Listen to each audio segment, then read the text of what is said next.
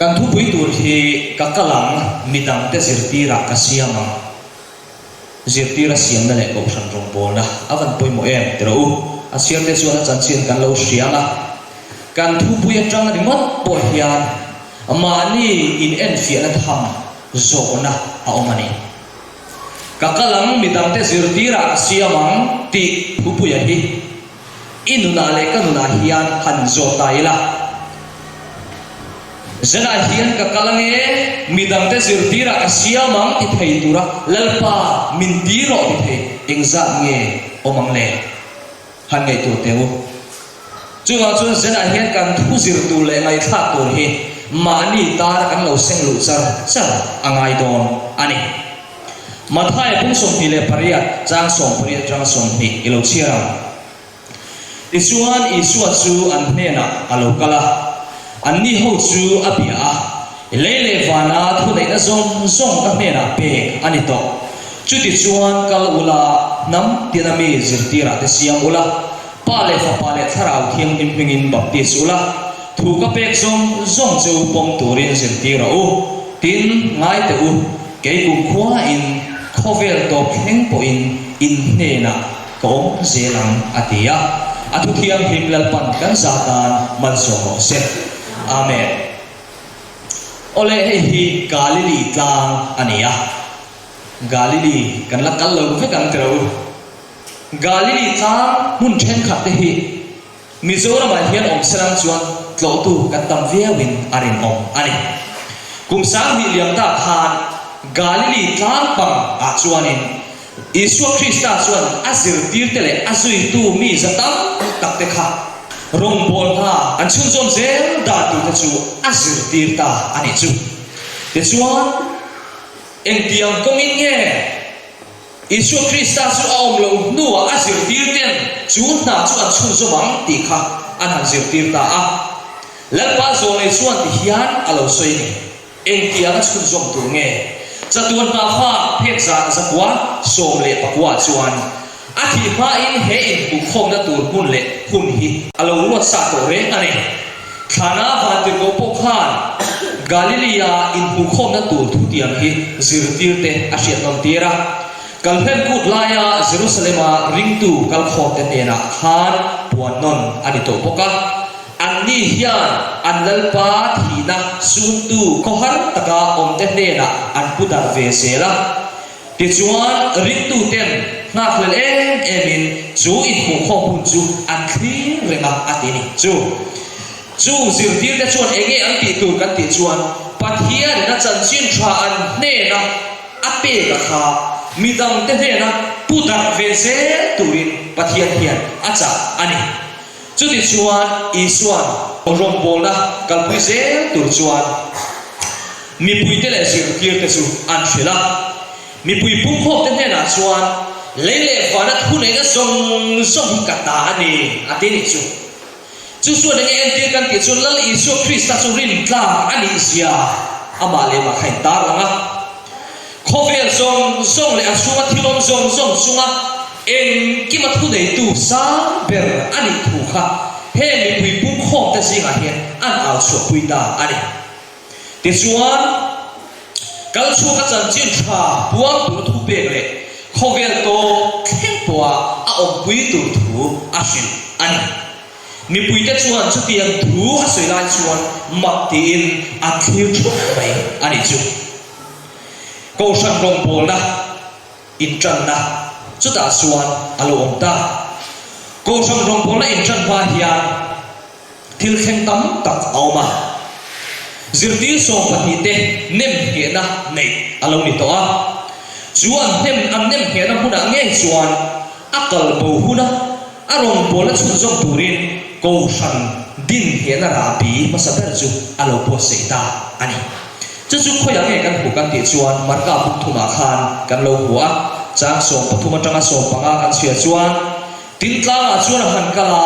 amain atu zo piak te chu akova tin anni chu a hena an han kala tin a hena an om theinan le thusil tur le rangwai te ho chuana thu nei tura atir chua theinan som le pati arwata atitani chu som le pahni arwa te atang chuan ko hran chu alo din ta a chung te chu achan chin tha puang chuak tu le puang chun zom tura rong bol na chun zom tura a ko chu te chu an lo ni ta ani cùng thum le achan ve chu zat chu zirtir te khan atnung an zoya chu chu an tan zirtir da thal tuk le training thaber ani te chuan da kalpo hu chuan eng thil nge lo en se la an ti tur poi mo lu tu kha an ko wa pathian chuan a ngat ta khowela chan chin tha pon dar na chu chun som angai ni ti thu kha ani lali su krista khowela o chu kha chuan atnung an zuya ama rualin chan chin tha ni ka puan dar ania ti chuan lali su krista an om lo chia nuwa khan chan chin tha puang dar tu turin zirtir te kha arwa ta anen he ani una buta eng tiare nge ko sana hian kan om to ti lam hi apoi mo lo ko sana om re lo hi chan dam kan ni na tu le ni lo na tu anelo pathian tho pui thein kan thim lo hi kan pu sem ti apoi mo so ani zana hian pathian tho pui thei turin do te po kan zawai kan thim lo hi kan pu sem ti lo in so thwa u chan chin tha puan zo hi kan ko wa lal pan akata chu chan chin tha puan zo tu zo nang le ke hi pathian in bin ko me ani a zara he kai pu se don lom ne chu mi tur chuan a hun lai ni te chu tu na chun an thi zo to a zir tir te po an thi zo to an nung zuya chan chin tha puan chun zo na hi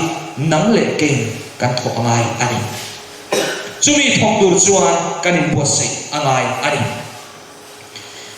ring tu zong zong ko na van boy boy ring tu zong zong ko na eng turin nge chan chin tha puang turin van tir ko pathum thu za khovel zong zong puang chuak tura ko kan ni ke chu ka thiam lo thu soi ka thiam si lo ti thei kan ni lo ring tu chu thang tur kan ni ya kan din huna kan ti thei to klem te angai le ngai ti reng lamani lo kan thang tur ani ko shona po hun ruat na kanin petrina thiam le thiam lo ven ho itinga mangu minute mi khat le po pathian thung soi itinga mangu chu tiang kan ni lo chu kan thang mai lo phang ting soi du se na hian chu wang chu ring tu song song te ko kan ni ya chu tiang si la chu kan tel ve rat ni chu lalpa zo ni chuan ek tin nge ti le christian rom bon na phe saria chuan christian tin te hi abi ta ko fe ani pathian chuan na gre phu na thok turin mi zong zong apu ta ikuta ti tur om chu rin om takin ti mai ati wat poi mo tak em Christian tin te hi abi ta ko fe kan ni ati zela hian nang po abi ta ko inia ke po abi ta ko kalonia abi ta ko fe kan lo ni pathian chuan na gre phu na thok turin mi zong zong apu ta kan ti ve turom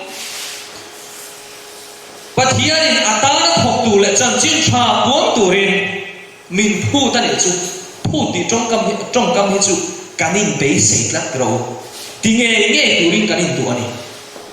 sumi na thok tu chuan zana hian una du tak ta u nang le pathian in min kau ani chu kan ti tu kan tiam le zana hian i ti tur i tiam le ka ti tur ka tiam le rong bol tu ra ko te hi inga tinge eng pe chua tu nei miam la kan lo om rem le kan ni nei tu chia avan pu mo e pathian ma hian kan tlom tok lo so kem ni tlom na dun tel lo hian rong bol tu nung ani thei lo wa rong bol tu lo ting ani thei lo van siat pui rong bol na rong bol na nung nei tu chuan inuna kanuna thom na nun nei angai ani aduang pathian nung ilang chuan mi te hian inuna le kanuna hian eng an kume in arin omani ma se poina hian han ngai to ten u ko than ke te kan nia a ko san le ko san kara po eng kan in theilo chu ania kan in si avan poimo e jana kan silai hi lung le ti ta ka se ta ro chong ta ne na in ngai kha ka tu ni Isua fana chhodon khan a ko san he la chuan ti tu mo mission rong bol tu chu ashil le ani mathai sia kan buang khan thu pe poimo lu tu mai apea chu chu nang le ke po min te tel ani le fana thu le na zong zong ka ne na pe ka ni to chu ti chuan kalula nam tinami zir tira ta siamula pale fa pale tharau thiam lim pingin bapti sula thu ka pe zong zong cheu pom turin zir tira u minti kan zir tir tur per po ke ni hian kan na zong no chuan ek tin kan zir tira u dau tu ngai tu te u ril trame em hela hian kan buwa ma se ke cho pe tu nei lo hian kharil trama khen kin nge ka sai poram chu tiang si chuan zera hian mi te ne la chang chin tha puang dar tu le eng chi chuak tu kan ni lai hian eng kan nei tat si lo lai apoi ni lali su krista ne in zom na tak tak nang le ke kan nei huna chuan mi ten eng an no chuan zir tira ko mu tu tur zo kan ni lai zanin khen hian in zir tira ko mu kan la ngai chu a hun to lo fani ma kan so na ai zir ti ne chu thang lian tu ram ni ka tiang khan zana chang hian ka thang lian do lom ni tro ma kan so do lom ni kan khen chi na chang hian ma so turin tran ilang u Isu Krista zir ti ni aya ko na sang zo ko lo avan poi mo e han ngai to chiam te u khomela na ro pui tak tak officer na te na zom tak tak te po kan tiang chu a omani chung zong ai chuan Krista chan chin tha buang tu ra ko nei a ro pui zo lam pa fa kin mo se chumi tu chuan nang le ke hi jana hian la Isu Krista ni ko ve ni chu kan sang don lo ni tro chan chin tha pon dar hi mo thil hara ni lo sin ke chuan mi dang anga chan chin tha puang dar han tia pathian thu ka soya mi te na pathian thu chan chin tha ka sil tura kanin naya ma se hei chou chan chin tha puan na ani lo no pang te pon nun moi tak an na ya rin tu ni om re na an nun moi tak mai mi te dan hu khan chan chin tha puang an bia sin nấu bằng te quý kinh te ngộ sản te in mai tất cả ông na ani lần Isu Krista hanin tinget ika zirti te hena khan sumia chuan ka zirti ni mi te dan sia ti jana hian Isu Krista zirti mia kanim maya han ngai to ten u mi te hian an ni ho chu lan Isu Krista zirti te ni min ti to e lo mai kan ngai tu ngai ni tira u zirtir tinta tum chu engo Isua anani awan pu mo ta lan Isu Krista ang tu ra thang lian tu kan ni a lan Isu Krista ang tu ra in zirtira ni tina paso tu kan ni luka chuan eng ting nge lo ti pung lu chang som lia chuan zirtir chu a zirtir tu chu a aum lo ni ma sala mitin an zir zo in an zirtir tu angin an omamati lan Isu Krista nun zir tu kan ni a at nung zui tu kan ni a kan in ting lom ni a chan chin tha kal tu kan ni kan in ti a ma se khoi nge Isu Krista nun chang pu kan van va e tu soi tu zen hian in siam tha kan van ma mo e tro lan Isu Krista ang tura ni tina thiam him na ko ma thang lian tu kan ni lai than len tu re reng lo mani thil ti kan thil sual ti bo kha tu reng lo hian en dia re kan nun don le kanin ngai tu awan poi mo tak Isu Krista suan min zero tin min som renga una du takun takin ngai tu tele Isu hikan zirtir tu alu ve miak lo te ni lo mo lali Isu Krista nung sang dai tu Isu Krista zir tu tere rem chu anuna Krista me alama sim na anuna mu tu rong thin chuwa chu zera hian Isu Krista zirtir tu ta mangila khangila Isu zirtu nila invite lo takin in phat niam na nen Isu Krista he na hian in la thar ko la enga tinge rin na ko ate thiang rin na ko ate hian ma kan so phe re reng lo mai le kan hat thar rangai ni lan Isu Krista nung sui tu om ang re kan nun amai ni zona le ka thon pakhat na bung thum chang thuma chuan tu po ama chunga chumi be sin chu nei piangin ama athiam nim angin ai ti thiam nim thin zena hen una te o lali Isu Krista be sin na ine te ro vanram i be sin te ro Isu Krista lo kal le na i be sin ni ro ni enga tinge ama athiam nim angin ai thiam nim thin na ti kan som phe re reng lo mai le lali Isu Krista kan be sei lo ani lo mo Isu Krista be sei tu chuan anuna danglam na anun chua pui nge thina alam chua pui thina il na enge sim tu zen khan hian pathian tu lo enge kan na ti le una te u kan ta satan ko thalo kan ril ru tan ko thalo kan le tu na bol bo pui te chung song song te chu kan ta thadong lom ni i pe khang mia chu chuan ko sanin pum khap na ati si sin tho ho na cha avo chia tharau thiang lim na tho atot kiang the ni chu wang chuan a ko san tlem hi anin mil lo ma pi tur ang mai hian kan tum lai kho vela hian buaina atamani ngun ta kan ngai tu apoi mo ta se ani he ko na thiam lim lu tu ani pathian ta na chan chin thwa buan tak na arong bol tu ni na himo na thiam lim ani una te u pathian du lo ti chungin he na thiam lim ni thok mai la mo pathian na ya chuan bol lo ani Isua an ko ma kan thang lian lo wa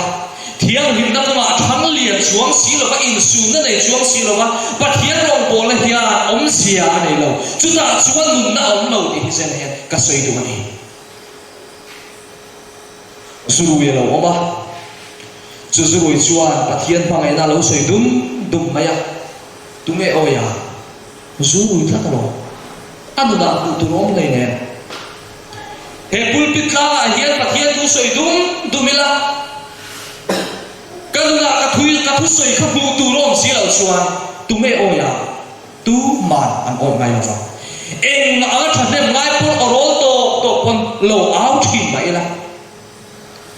kanuna hian ka thu soi chuan bu si lo chuan tu in nge ka thu soi chu so tua tu man an so la una te ko kan ha ka hunani he ko san huan chu he mi dam lu do ta se a om sa te a hian zir tur enge om an bu nge choi tur an bu nge kan nei tu chian a poim ani ke ma ni po khian kan ko tak train kan thu so yang kan nung lo wa kan ka la pui kan nung pui le si lo wa mi ten enga ama min nai lo pha thien ni chu hun dam ta kan to ni chu wang chuan zena hian ini na chu in pomoro kan ni na chu in pomabu sumi tam chuan ma so turin thei to i chuau lalpa zo nei chuan ting nge lo ti le mi shin te ne na pe na thiam lim berle sa bermeti avan poi mo tak ro pathian chan chin thak buam tar hi mi shin te ne na pe na thiam lim berle sa bermeti chu sumi tu chon kan zawan hilakpan min ko ni lalpa pakinom ro se pathian na ko che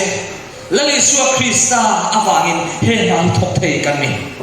khovel he na that na te za ngai na tele thuta khau sak na puan ha chu pui turin Krista mai nè na thìn lung e na nei tu chuan ti tur maya ngai lovin nuam ti na nen rong apola ti ti tur sakli ang maya ngai lovin nuam te takin rong apol do ti chu awan poimo tak tro inu na lali so Kristan mun achal lal gar chuan chu in na tu ani chan vo kan nei te hian nuam te takin nge kan sana a hi chu ka chan vo ni ya tin chanem ngai na po nei lem lovin len kan tum ve in khom tum te hian thur takin kan kal nge kan member kui te kan za awanga solni lo khana wa ro ta in khom kan ni te po kan in so awan poi mo e chu wang chuan zena hian una te u iril ruwa I hin lunga eng hinge lam te eng hinge in chin ro tir do su kan ngai tu angai ni Krista nung zui tu omda tu le nun da tu chu en mo Isu Krista tu dan zo nga kan thil ti kong tin re nuam ti tak le tha thau ta ka ti hi ani chan vo te kan in pe chong thina te ro a lu te lu ne chan vo ne te a lu ne ma se kan in pe chong thin a then chuan kan pha a te ro e khovel kan dam chung hian kan nei le ngai to lo mai thei su eng ti ka nge kan thi dong kan shela I ko chan vo lo tlai lo takin lo pom thi nam che chu I ti thei to tu ro pathian in ami te kal tlama I ko wa ada ani chu gan chuan ko han member te hi than len kan tu chuan har sa kan ti thei lo tu kan ti te hi kan ti ve angai ni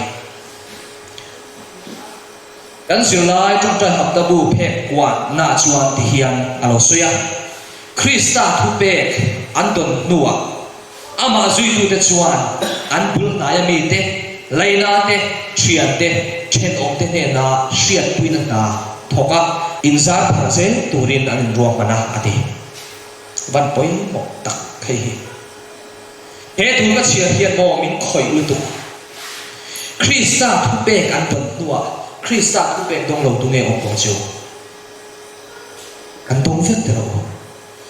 lali suwa Krista lale chandam tu kan poma athu te chu atik sia ti shrein Sunday tla tangin sabak ni sak turin kan han lu droi mai ania pathian thu pe dong mu vet to kan ni ani le midang te he na chan chin tha pum tar tu hian kan insan pharem le ai tu ngai ni thang lian tur hian enge kan ti le ko shan tu enge tuang u ke ni hi mi mal tin te enge kan ni vele Isua kun zui tu zinga mi kan ni nge Isua kun zui katum kan ti chau zo ai eng po chu ni ro se se na tang hian lali suwa Krista nung zui tu ni thar thap turin kanin han thar apoi mo tak se ani I suwa nung zui tu te zinga poi mo em mai mi pakha auma chu su kan chat tu kha ro chiar to a tapi thi dorki kan ti kha ani ama pol hian dorki society tin ani heng ya ani hi suwa Krista zui tu lutak mai ani a anun chu mi dam te ta amang na se em maya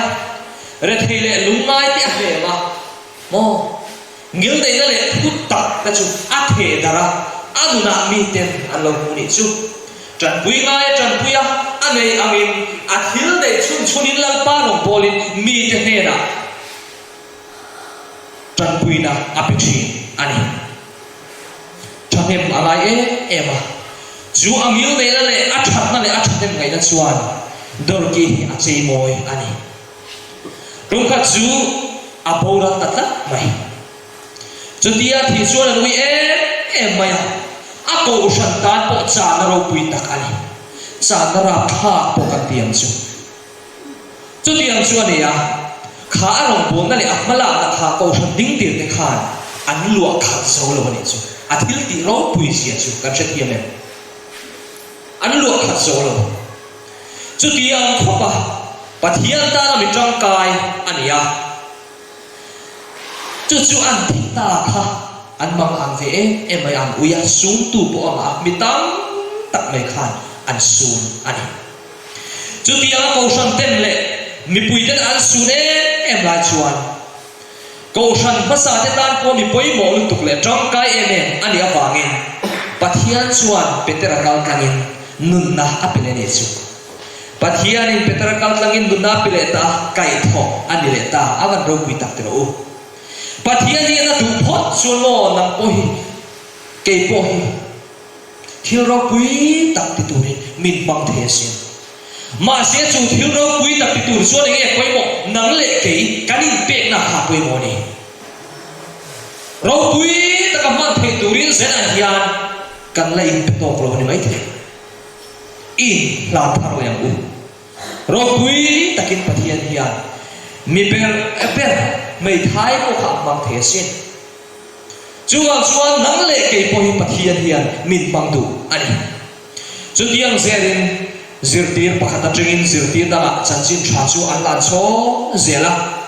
isua chanchin tha pon tar ta chu zom tura ati chu thanem lai takin an thok zel ani a then chuan nun na hian thapin chanchin tha te chu an buang dara chu tiang anin bum pe na wa chuan engelo khen mi te chuan chanchin tha chu an lo pom ve a pale kharau thiam hip mingin baptisma an chantir ta zela khovel chu an phang kwal ta zel ani chu tiang chuan chanchin tha chu an buang tar zel chu chanchin tha buang tar na chu tur huna hian kan ko wa lel pan a khat ve ta kan thang len avan poi mo chu chanchin tha buang tar chu i ko wa le ka ko wa lel pan a khata chanchin tha buang kan nai na som na ro pui per le na som ber thiam lim ber ani chu na chiat tu kan ni chu lom na chang kan hriat a poi mo ani he chanchin tha buang tar na he puan tar na mai sakle ani lova he chanchin tha buang tar na hian itan le ka tan hian ham that na awmani alo khoni kan tuar don lo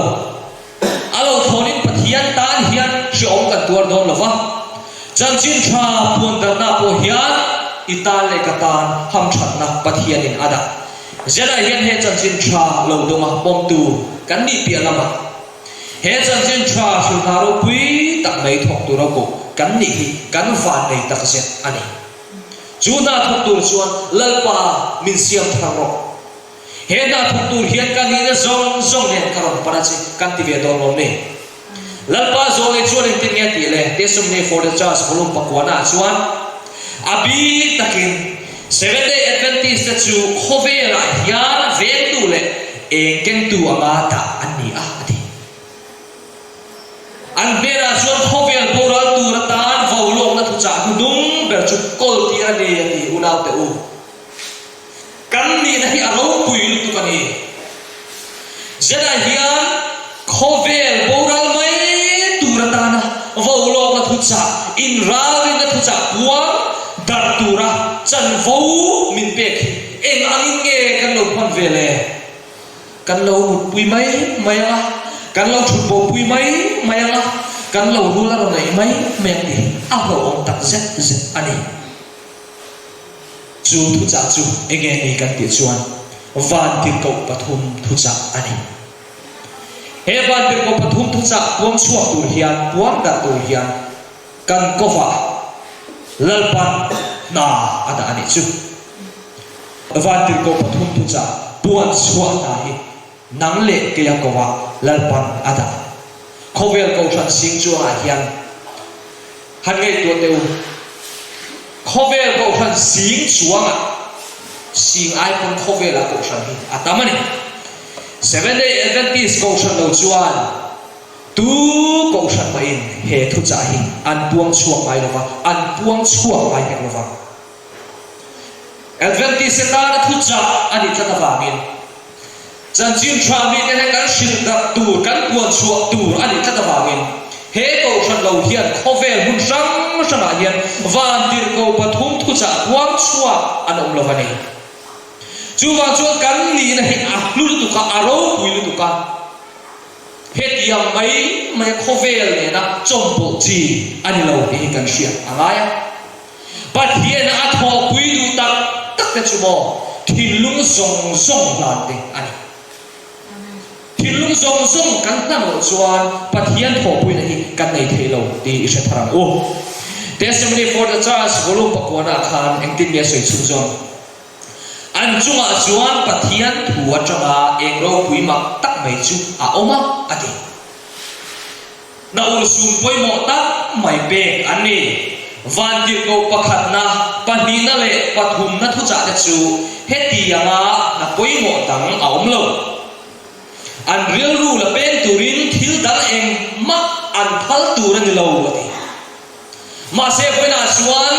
kan nei zon ate kan na te mo thil chi sang sang hian kan real ru van la pen na sat em tro khovel thil khen kan chiar kan ngai kha chung te chuan kan real ru la pen na sal tu ka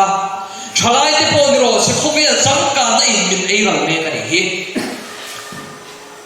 pathian chang chin tha buan tar na ko ma hian setana pumin yom lawang u har na kan ngai ni tro har na kan ngai ni har na kan ngai chia zonga khovel la puang chuak turin thi thei mi sing me na kol tira zonga thu tak ro sun per mai chu kan ne na pe kan ya zirtir ni hivan na mai lo tro Isu Krista zirtir de chuan he na hi kan ti tu chu ni tak mai sin chu na ti ve tur chuan chan mo tha lan pan a pe chia min pe ya chu chan mo tha chu thok turin thei to kan chua ve don lo ni tro em tin nghe ti sen he thu tak puan chua te hi kan na tu ra ni khovel chu ho lok tu ra ni ya ti chuan pathian mi ta chu en kol tur pe an ni na chuan an ti tu ra ni he lai tik na hi van poi mo e ka soi ta khan lali su Krista tho pui tu chuan bol lo na ne na thei lo unau te u thilung bol lo na ne ni su Krista ni tho pui ngai lo a tho pui thei lo ni rilu thiang lim thilung thiang lim kan nei avan poi mo tak e irilu thiang lim khot chuan mo itil ti du thin apol mo thei lo a thiang lim don ma se thilung apol mo a irilu pol mo tat chuan itil chin thin te du te chu apol mo nge don chu chu ngai tu ro pathian tu lo zo po ni se in thiam chok na in se la chu chu rilu pol mo thilung pol mo isu a tho pui thei re lo ka chun ni chu wang chun se na hian ani na am khol kholin ka soi ani chu har na kan ngai ni tro siam thada kan ngai pol lam lovin churil lam pang siam thada kan mo ani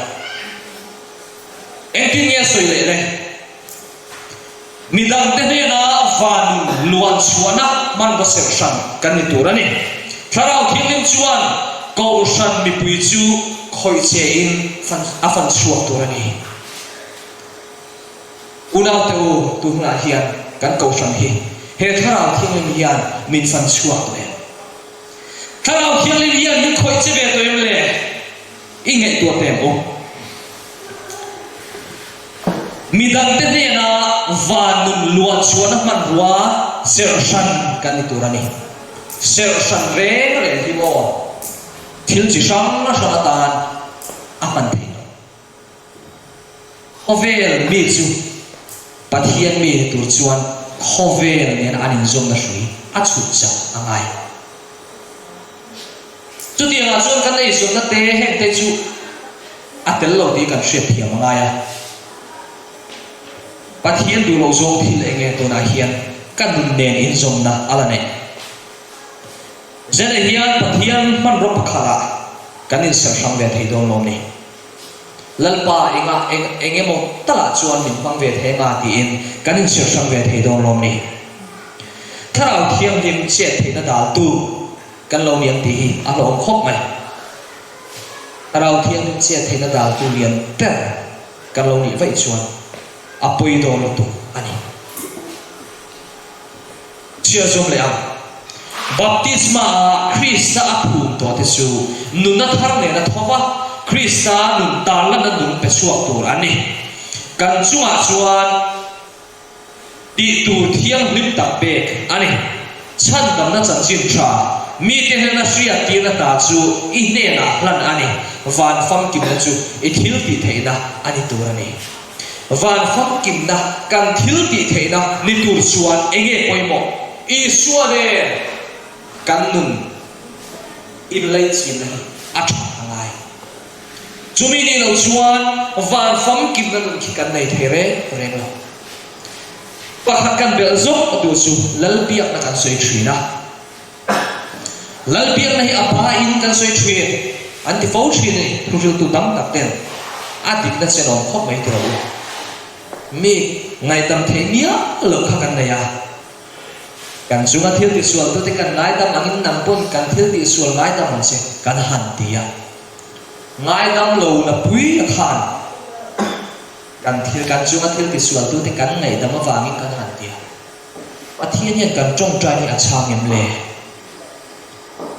kan in ngai to chian angai ni tro chu mai pon ni lo ek ti kan ti thin vana an ti angin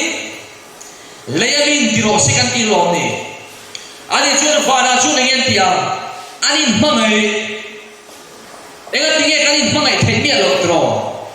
ni ta la chuan ma ni poi kan in mangai lo va in mangai mo kan in ti lai hian kan ta na thalo hi thil hi kan thul lu joi in so ngai to na thalo pui min ti che thei tu le min ti chak lo thei tu kha kan ngai to a mi huat na thin lung te hi mo min ti troi tu ni chuan chuan lalpia na kan soi te hian thin lung zong zong in ki soya kan thin lung zong zong kan soi chuan mo avil right mai ni vana chuan ngen tiang le thiang lim na nun nan lenga chu van mi te chu mangai nei na leng sa ani chu mangai na leng sa na chu he khobela nge hian nei ve turin pathian chuan minti ani van nun kha he khovela ham turin mintia nei ve turin mintia mangai na aron war sia ko kan riani bible po in mangai na ngot lo chu tu ma en ma pa su ti chu wang chon mangai na chon hi kan pathiang ani van lam ne na in zom na tha kan nei apoi mo tak zeta mani din hun chu tu na hian loin bi chiang tai la enge pai chua tur kan na hian kan ya enge la lu tu kanai ti kha lo ngai toila pathian hian a bing mai maya thil ti hi adu lova ti tak zeta azong soa amata na in lan hi adu ani le zirtir siam na ti dan phum om le a hei hi mun takin kan nei tu chian chuan zirtira siam na nahi tu ti tu nge nang le ke thau kan ni mi te ne na chan chin tha tuanga tu pe zong zong pom tu ra zirtir tu kan ni a kan na chu zong zia chu nge mi te zirtira siam na ani chu zirtira siam na ti dan phum chu la Yesu Krista le a zirtir te na an lo ti to chin ani a chu ta chuan nang le ke hian mi te en tin nge zirtira kan siam te a kan ngai tu angai ni tro zirtira siam na hian ti dan phum auma chu ti dan phum chen kha chu hei crusade kan nei te bible study pe kan te mi dam chan pui na te mo thil chu sang khata khana to ma lo ani khami pialam pa kha in chom don se apai mo mangai na ne na rong in bol sak na ta chuan aum ta ani ei tu nei lo ten na ei tu pek te zirtir ni na rabi pa saber chu ke ma ni nge zirtir ni phothi ani aman poi mo tak zirtir kan lo ni ve phot chuan midang te ne na zirtir tu kan chador ni school kal ngai lo hian zirtir tu ta deal ta sela aku kan ringen hudon la mani tero chu tiang chiat chuan nang le ke po Krista zirtu kan ni ngai lali su Krista zirtir kan ni ngai chu zirtir nu na chu midang te kan zirtir ve chong don ani chu poi mo lu tu kan chu bangin zirtir ni na rabi ma saper chu ke ma ni a hian kan tang ngai ni kan nu na azom pe no pui a kha midang va zom tir tra kan tu pe no chu suwa lai Bible siang ngai lo pui khan en point ngai lo keo ngai lo khan pulpit lang tengin Bible share thim lo anti wat mai se kha suwa ni mani para di ngai lo midang ti tura ti kha thil dik lo ani tak mai ani chuwang so kei mai na kan nun ton nge kei mai na kan nun pui nge akha mi te ti ve turin kan sir tir tur ani ni chira ka soita ang khan real drama oma ke real drama ve tho e tu nei lo khan real drama khai tin ye cho ka pe ka a thei lo kha real drama ka cho pe tur chuan ke po ka pura e tu kan ya ngai ti chuan ka e tur chu ama ka pe thei don ani kan nei lo pu ya kha eng ti kong mai ka pe thei lo chu ti ang chia chuan zir tir ni na hian midang te zir tir ve le chong turin nang le ke hi zir tir ma sak kan ngaya chu kan thil zir chuan chu mi te fe na kan pe chong ve don ani chu wang chuan zena hian lali su Krista nung zui tu kan ni a ama nun hi izir thar zena sign of the times sa chuan ti hian lo soya ati dan phum chu zirin mi thu nuai rol le ingai tlom thiang rim le sual kai lo i suwa kanang turani man poi mo tak tiro lali su Krista ang an na ko than len na hian thiang rim na hi atel zera hian enge idin pun eril lui thim lungi ngai tu na i thil chin thin a thiang dim lo ni chuan kan pe a hun ta lali su Krista le kalin zom na tur ti da min da the tu Isu Krista le kalin ka min ti chat the tu min ti kwai the tu zom te kan pe phal don lo ni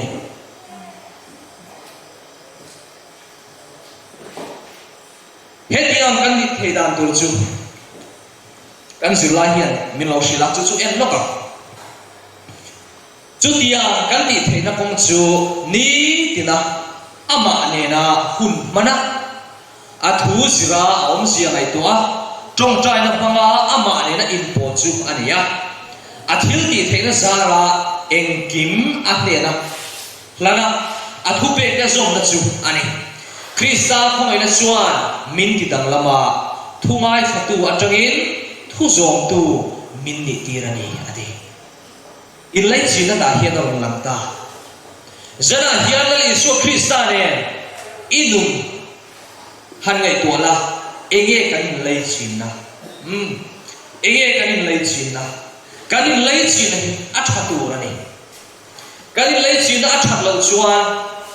buai ong thin ro nu pai kara po in lai china a thak lo chuan buai ong thin ngai zo in kara po in lai china a thak lo chuan buai ong thin kan lai china hi a felen kan lai china in kara hian dal tu enge ong dal tu ong chuan thil zong kan traffic thei pathian tharau thiang rim kan don theina dal tu zong i sara hian ho i chu chat ngam lali su Krista le in zong theina tu min dal tu zong kan nun al ti thin zong i chu chat ngam zena hen kan mo per chu lali su Krista ani lali su Krista kalau chuan ke ni mishing te hian nunin om sia nei lo kan nun hian om sia nei lo una lu tak te lali su hi kan du tak taken lali su Krista nei kan du tak taken anung chang ang nei tu hian kan len dun pui tu angem nun cho pol chungin kan soi tong khan i suai a len dun pui thei lo khovel thil cho pol chungin khovel nun na cho pol chungin lali su Krista hi a len dun pui thei lo thiang min na kong zo tumia alova Krista nung kan zui ni suan lo man san tu re kan nei don lo ani cross yan khirela lali su Krista thi nuang chu kan huang ma se he to na phena hian nun na aw masin itan le katan ani chu chu lali su Krista nun to pui ve turin zene kan sabai me hian so kan ni chumi pialama chuan anun na to pui pialama ama tho pui tu ra so kan ni a isuan amata na zirti te siam turin kan sabai min so mani amata na zirti te siam vele som turin min so mani su kan san bo hi aman ro pui e chuna thur suan isua kan pandon lo ni le Isu Krista sau hi kan dan na kan nun na thil ti theina ani hi shetharila kan le Isu Krista chuan ahung zui turin zena min soma zena hian una tu ahung zui turin in na thadong lo ni kan nuna enge Isu Krista tana kanin lan thelo na tur min da tu om zena hian nei tuila lali su Krista tan kanun zong song ka hlan ve do ni ti theu thei turin lalpan kan zatan athu man so se amen.